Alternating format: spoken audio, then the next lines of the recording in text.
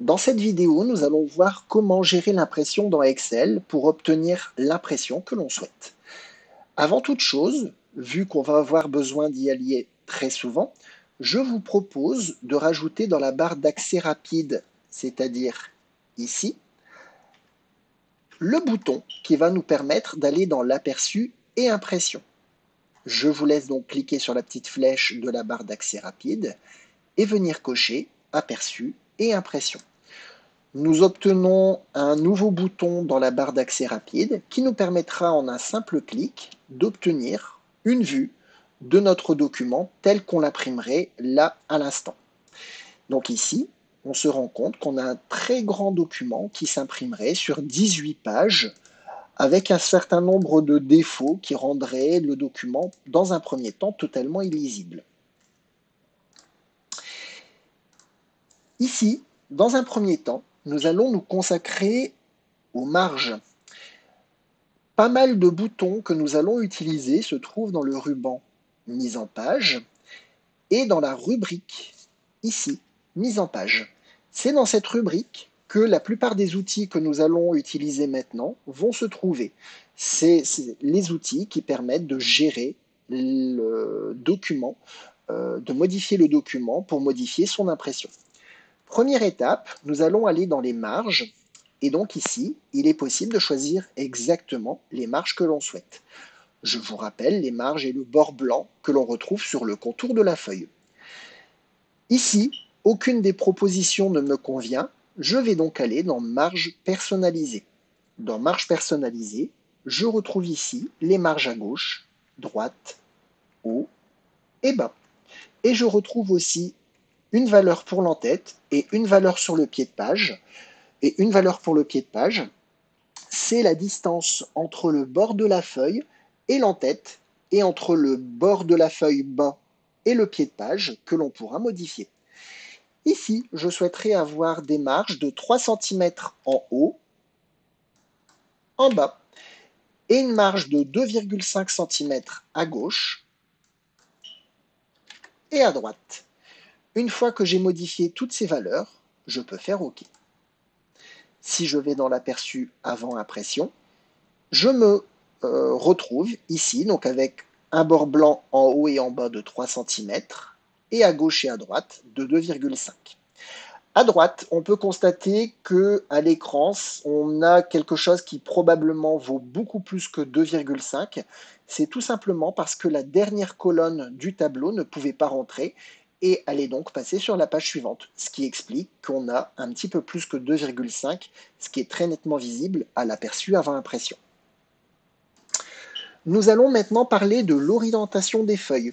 L'orientation, c'est un bouton, c'est une fonction que vous devez très probablement connaître, qu'on a déjà aperçue dans Word. C'est tout simplement l'orientation du papier. Donc ici, il suffit simplement de choisir l'orientation portrait ou l'orientation paysage. Juste à côté, nous pouvons parler un petit instant de la taille du papier. Donc la plupart des impressions que vous ferez seront dans un format A4. Malgré tout, si jamais un jour vous avez besoin d'imprimer dans un autre format, sachez que c'est à cet endroit-là que vous pourrez modifier la taille du papier. Il y a quelques instants, je vous avais parlé des entêtes et pieds de page. Alors, nous allons aller dans l'aperçu avant impression. L'entête est un texte qui va venir se situer dans cet endroit-là de la feuille, c'est-à-dire dans la marge du haut. Et ici, le pied de page est un texte qui va venir se situer en bas, dans le bas de la feuille, c'est-à-dire dans la marge de bas. Je vais ici vous montrer à quel endroit vous allez pouvoir insérer un texte. Alors, tout ce que nous allons mettre dans les entêtes et dans les pieds de page a pour vocation à être présent sur toutes les pages de la feuille. Donc ici, si je viens mettre une entête, ça sera présent dans les 18 pages que compose ma feuille. On va aller dans la rubrique mise en page, ici, et on va aller dans en-tête et pied de page. Dans en-tête et pied de page, nous allons pouvoir écrire, composer l'en-tête et le pied de page. Pour pouvoir composer un en-tête personnalisé, ici nous avons en-tête personnalisé, ou alors il y a déjà quelques en-têtes préfabriquées que nous pouvons sélectionner ici. En général, on préférera en-tête personnalisée. Admettons que ici, je souhaite dans la partie centrale mettre le nom de la structure, en imaginant que nous travaillons là. Je fais OK. Et dans le pied de page, dans la partie centrale, je souhaite mettre le numéro de la page. Donc ici, je vais venir écrire P pour page. Je viens insérer mon numéro de page. Le bouton pour insérer le numéro de page est celui-ci. Ça nous met un code. Il ne faut pas s'inquiéter. Ça veut tout simplement dire qu'on va venir insérer à cet endroit le numéro de page. Et moi, je voudrais mettre aussi le nombre total de pages qu'il y a dans mon impression. Pour venir insérer le nombre total de pages, je vais venir choisir le bouton juste à côté. Si je fais OK, je vois ici le résultat qui va être obtenu. Pour l'instant, c'est marqué page 1 sur 1, mais dans mon document, donc ça sera numéroté page 1 sur 1, plutôt page 1 sur 18, page 2 sur 18, etc., etc. Je souhaiterais continuer mon pied de page. Je reclique à nouveau sur pied de page personnalisé. Dans la partie de droite, je souhaiterais venir mettre la date à laquelle a été créé le document. Je viens mettre ici et date. Alors, ce n'est pas la date à laquelle il a été créé, mais plutôt la date à laquelle vous allez imprimer votre document. À chaque fois que vous ouvrez votre document, ça sera la date du jour qui sera affichée. Et de l'autre côté, je voudrais insérer l'heure actuelle. Je viens donc cliquer sur heure. Et je fais OK. Si je viens dans l'aperçu et impression, je me rends compte ici que dans l'en-tête, c'est-à-dire dans la marge du haut, j'ai bien l'en-tête qui est venue s'insérer. Et dans le pied de page, ici, dans la marge du bas, j'ai bien le pied de page. Et ça, sur toutes mes feuilles.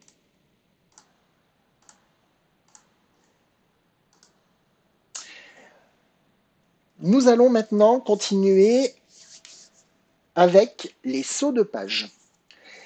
Si je reprends mon aperçu et impression, je peux constater que ma première feuille termine avec la personne Bido Marie-Reine. Imaginons que je souhaite plutôt terminer à Béraud, la première feuille. Je souhaiterais donc, à partir de Béraud, pour la personne suivante, à savoir Bergomé Bernadette, passer à la page suivante. Je vais donc insérer ce qu'on appelle un saut de page. Les sauts de page, nous avons déjà pu les constater, nous avons déjà pu les apercevoir dans Word. Donc ici, je vais venir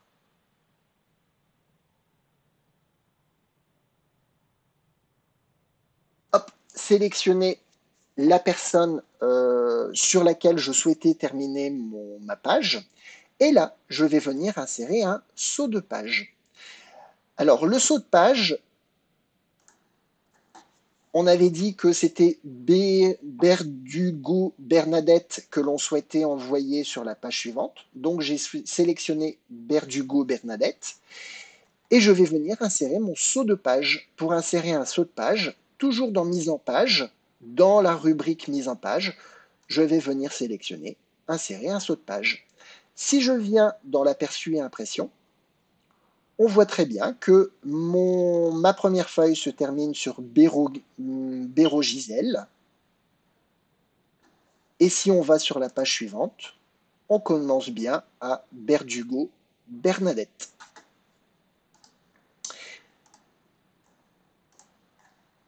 Si je veux supprimer mon saut de page, je sélectionne à nouveau Berdugo Bernadette, la ligne de Berdugo Bernadette, et là, je supprime le saut de page.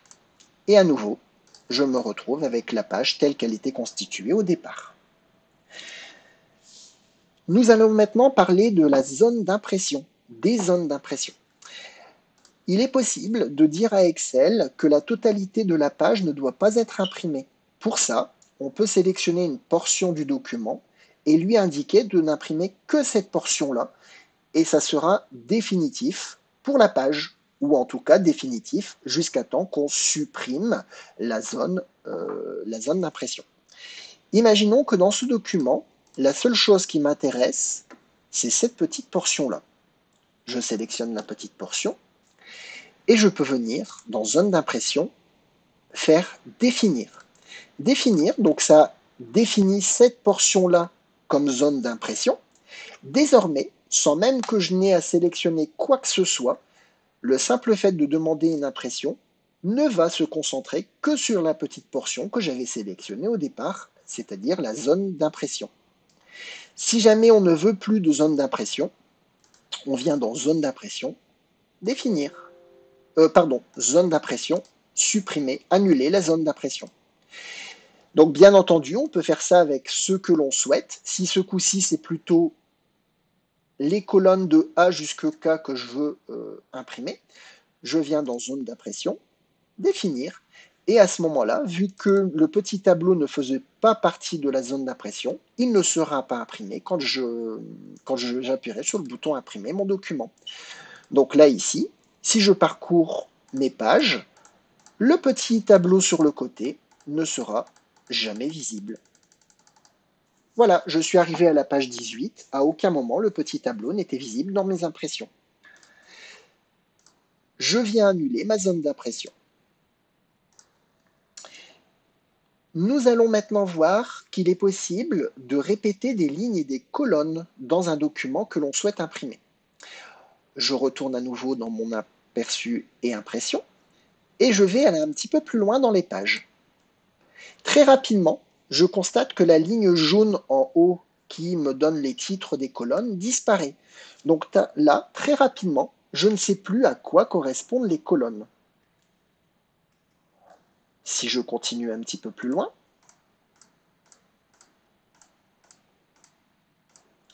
ici, je me retrouve avec deux difficultés. Non seulement je ne sais plus à quoi correspondent les colonnes, mais je ne sais pas non plus à quoi correspondent les lignes, ou plutôt à qui correspondent les lignes. Donc là, ici, cette feuille-là est très difficilement lisible, et donc c'est ce que nous allons éviter avec l'outil que je vais vous montrer. Ce qui serait intéressant, c'est de dire que les colonnes bleues et la ligne jaune sont tout le temps à répéter sur toutes les feuilles que l'on souhaite imprimer. C'est ce que nous allons faire avec le bouton Imprimer les titres. Je viens cliquer sur Imprimer les titres. Je me retrouve dans une fenêtre qui va me proposer de sélectionner les colonnes à répéter et les lignes à répéter. Je viens ici, ligne à répéter en haut, et je vais venir sélectionner la colonne A et la colonne B. Pour venir sélectionner, je clique sur la petite flèche du bouton et je viens sélectionner ma ligne. Pour les colonnes, je vais faire la même chose. Je clique sur le petit bouton et là, je peux sélectionner les deux colonnes A et B. Je clique sur OK. Nous allons maintenant pouvoir aller dans l'aperçu avant impression. Dans l'aperçu avant impression, si je me balade dans les différentes feuilles qui seront imprimées si jamais je lance mon impression maintenant, on peut constater que sur toutes les feuilles, il y a bien la ligne jaune et les deux colonnes bleues qui sont visibles, ce qui me permettra du coup de lire sur toutes mes feuilles correctement les différentes informations. Ensuite, nous allons maintenant parler du quadrillage dans Excel. Vous avez probablement constaté que quand je vais dans l'aperçu avant impression, pour l'instant, mon document ne comporte aucun trait si jamais j'imprimais là maintenant. Imaginons que je ne souhaite pas mettre de traits, mais par contre, lors de l'impression, je souhaiterais quand même les apercevoir. J'ai une option pour ça. Dans le ruban mise en page, j'ai ici quadrillage, dans lequel je peux faire deux choses. Je peux demander à afficher ou masquer dans Excel le quadrillage de ma feuille. Ou alors, je peux demander à afficher ou masquer l'impression du quadrillage. Donc ici, si je coche que je souhaite imprimer le quadrillage et que je vais dans l'aperçu avant impression, je peux constater que là, mon quadrillage est imprimé. C'est-à-dire que même sans l'avoir dessiné dans Excel avec l'outil adéquat, je peux malgré tout obtenir le quadrillage de mes cellules dans Excel lors de l'impression. Pour terminer cette vidéo de formation sur les paramétrages de l'impression d'Excel, nous allons terminer sur la sélection des feuilles et la sélection des zones à imprimer au moment de l'impression. Imaginons que je ne souhaite pas imprimer la totalité du document, mais juste une portion. Alors, c'est vrai que nous avons déjà aperçu tout à l'heure les zones d'impression, mais les zones d'impression ont pour objectif de rendre définitif une portion imprimée et une portion non imprimée. Imaginons que, exceptionnellement, je souhaite imprimer juste une petite portion de mon document. Je peux le sélectionner, admettons par exemple cette portion-là uniquement, et je veux l'imprimer. Fichier, imprimer. Ici, on a la possibilité de choisir la portion que l'on souhaite imprimer. Donc là, pour l'instant, c'est marqué imprimer les feuilles actives, c'est-à-dire la feuille sur laquelle je me trouve, mais la feuille, c'est la totalité de la feuille. Vu que j'ai sélectionné une portion, je peux aussi venir sélectionner la fonction imprimer la sélection. Et du coup, je n'ai que la petite portion sélectionnée qui sera imprimée. Autre cas de figure, je souhaite imprimer la feuille active, mais pas la totalité des feuilles. Je vous laisse constater ici que j'ai 30 feuilles qui seront normalement imprimées si je ne fais rien. Imaginons que je souhaite imprimer uniquement les feuilles 1 à 5. Je peux aussi venir faire comme ça. Page 1 à 5. Et à ce moment-là, je n'aurai plus que 5 feuilles qui seront imprimées, les 5 premières feuilles. Dernière chose sur laquelle je souhaite attirer votre attention, un document Excel peut être composé de plusieurs feuilles. Si on veut imprimer d'un coup l'ensemble de toutes les feuilles qui composent le document Excel, qu'on appelle aussi un classeur, ici, il y a une solution pour imprimer le classeur entier. Si votre document Excel comporte plusieurs feuilles, vous pourrez ainsi imprimer les différentes feuilles de votre classeur en une seule opération.